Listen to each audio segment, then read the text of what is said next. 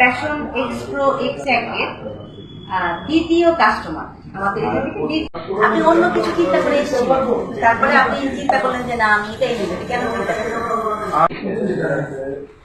আসসালামু আলাইকুম, চলে আসছি হালিম মোটরস থেকে। তো আমি হালিম মোটরসে আপনি অন্য কিছু চিন্তা করে এসেছিলেন, তারপরে আপনি চিন্তা করলেন যে না আমি এটাই নেব, কেন চিন্তা করলেন? আসসালামু আলাইকুম, চলে আসছি হালিম মোটরস থেকে। তো আমি হালিম মোটরসে আপনি অন্য কিছু চিন্তা করে এসেছিলেন, তারপরে আপনি চিন্তা করলেন যে না আমি এটাই নেব, কেন চিন্তা করলেন?